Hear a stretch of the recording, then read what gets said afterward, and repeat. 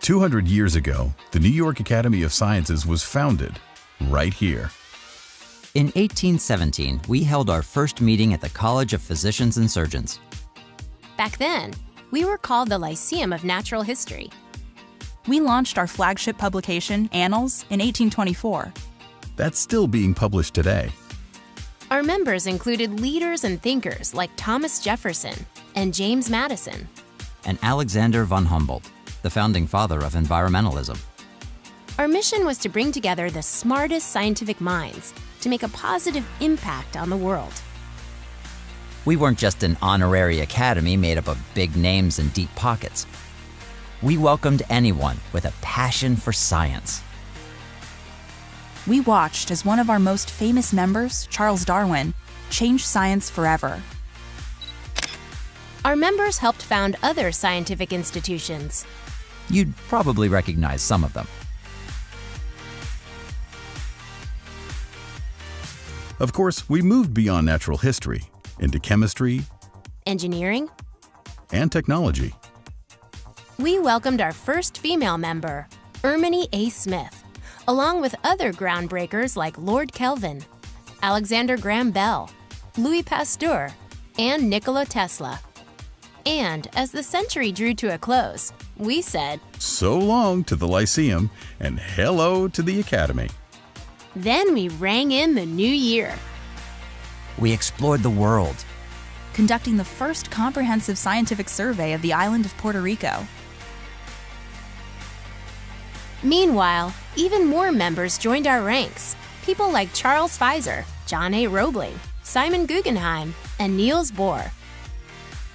We elevated women in science and elected our first female executive director.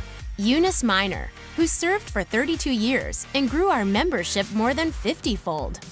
We convened the world's first major conference on antibiotics. We even published the first use of the term psychedelic. Far out. Our members Margaret Mead and Gregory Bateson traveled the world, expanding scientific knowledge. Louis Leakey helped demonstrate that humans first evolved in Africa.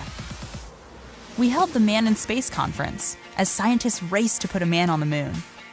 Our member, physicist Rosalind Yalow, traveled to Stockholm to accept the Nobel Prize. More than 100 others have made the same journey. We continued working to elevate women in all scientific fields. We held the successful Women in the Sciences Conference in 1972, established the Women in Science Committee, And finally elected our first female president in 1977, Charlotte Friend. we fought for the human rights of scientists all over the world. We welcomed Russian physicist Andrei Sakharov during his first visit to the U.S. We held the world's first major conference on AIDS, not to mention the first major global conferences on SARS and H1N1. We entered the age of the internet and got a new home, becoming the first tenant at 7 World Trade Center. In 2007, we helped create the Blavatnik Awards to support and empower young scientists. The work we've done to fight malnutrition would not have been possible without the Sackler Institute. We pioneered the Alzheimer's Disease Summit. And launched the Global STEM Alliance.